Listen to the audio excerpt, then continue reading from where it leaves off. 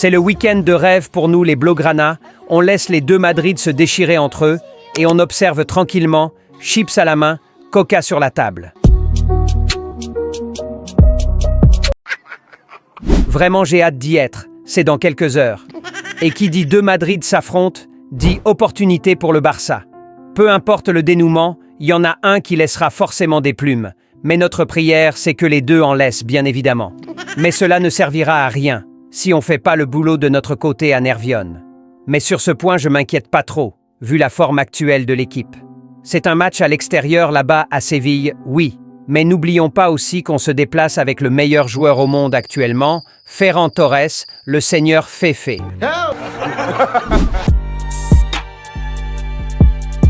Salut les Blaugrana, j'espère que vous allez tous bien. Bienvenue sur cette nouvelle vidéo avant-match de la 23e journée de la Liga. Le Barça se rend au Ramon Sánchez Pizjuán Stadium, Séville. On met le like, l'abonnement, let's go!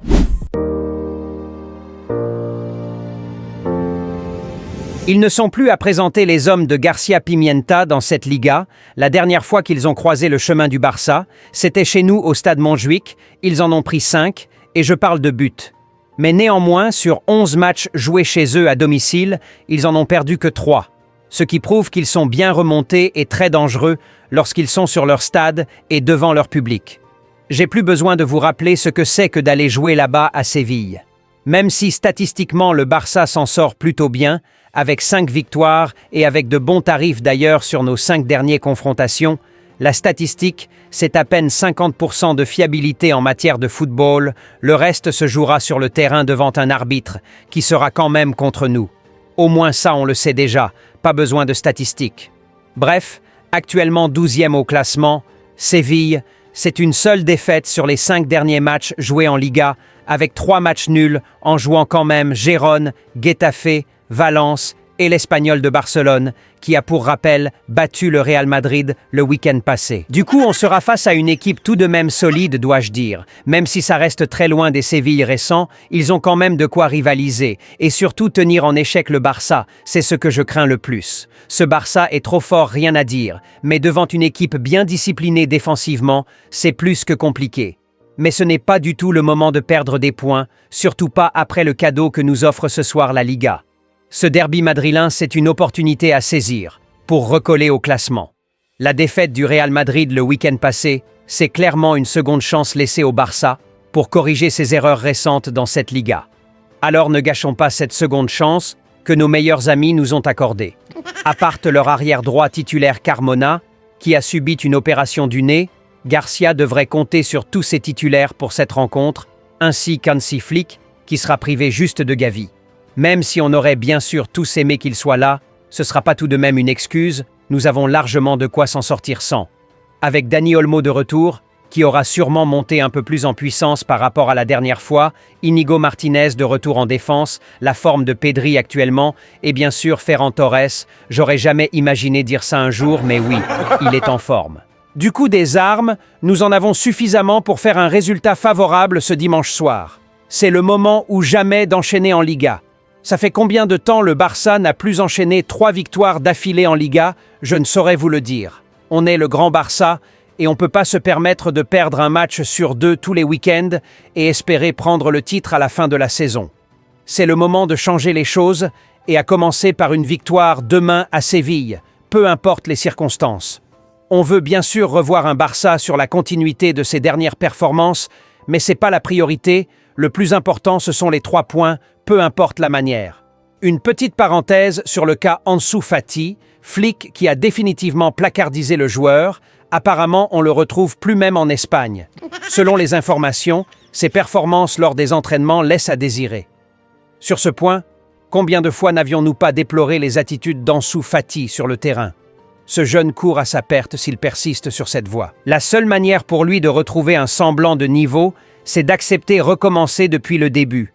Là, il se prend pour numéro 10 du Barça et tout, 3e plus gros salaire de l'effectif, mais rien à se mettre sous la dent en termes de performance sur le terrain. Du futur crack du club, à même pas remplaçant de Ferran Torres, il doit sérieusement se poser des questions et se donner comme il faut pour relancer sa carrière. Flick, c'est la rigueur, la méritocratie. Même Robert Lewandowski en méforme, Commence à visiter un peu plus le banc ces derniers temps, alors c'est qui Ansu Fati pour ne pas être éjecté, même hors du stade. Bref, à cette allure, c'est un gros poids pour le Barça, il gagne énormément en termes de salaire, et déjà qu'il était nul lorsqu'il avait du temps de jeu, là qu'il est carrément placardisé, même plus sur les feuilles de match, quel club viendra chercher un joueur dans cet état?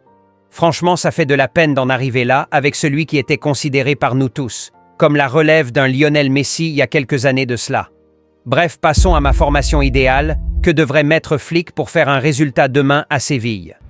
Au cage Chesney, notre gardien numéro 1. Il monte clairement en puissance. En défense centrale, je partirai avec Cubarsí et Inigo Martinez, ma charnière de préférence. À gauche Baldé et à droite Koundé. Au milieu de terrain, Frenkie de Jong qui retrouve son top niveau accompagné de Pedri. Devant eux, Fermín López pour débuter et Dani Olmo pour le remplacer plus tard. À droite de l'attaque, Lamine Yamal, à gauche, Rafinha. En pointe, Fernandinho Nazario Torres, Monseigneur Fefe. Il nous fera du bien pour ce match, croyez-moi, bien plus que Lewandowski. Voilà pour ma formation idéale, les Blaugrana. N'hésitez pas à mettre vos avis dans les commentaires, je lirai tout.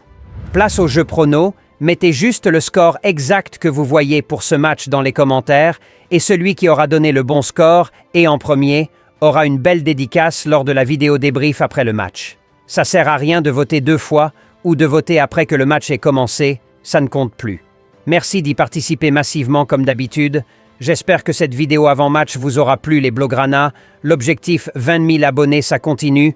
On peut le faire avant la fin de ce mois, c'est vous qui décidez. Alors le like et l'abonnement. Plus qu'un club, Visca el Barça y visca Catalunya. une grosse opportunité pour vous les Blaugrana. Wow. Selon les statistiques de cette chaîne, il y a plein d'abonnés qui nous suivent depuis la France, la Côte d'Ivoire, Sénégal, Mali, Congo, Togo, Gabon, Maroc, États-Unis et bien d'autres encore. Alors, si vous êtes entrepreneur ou prestataire de services, peu importe votre localité, dites-vous que si vous êtes abonné à cette chaîne, il y a aussi forcément des personnes de votre localité qui y sont abonnées et qui seront ravis de s'attacher vos services ou d'acquérir vos produits. Un Blaugrana supporte toujours un Blaugrana. Alors peu importe votre secteur ou domaine d'activité, bon à part ça bien sûr, non merci, All Barça vous offre l'opportunité d'élargir votre marché et votre portefeuille client en recommandant vos produits ou services dans nos vidéos, ainsi que votre adresse, et soyez-en sûrs, plein de Blaugrana de votre localité qui sont abonnés à cette chaîne seront ravis d'acquérir vos produits ou de s'attacher vos services. Alors vite, contactez-nous par WhatsApp ou par mail avec le numéro et l'adresse épinglés en commentaire et dans la description de cette vidéo pour profiter aussi de cette grande opportunité d'élargir votre marché et par conséquent augmenter vos chiffres d'affaires pour ne pas finir comme Franklin Saint. Help!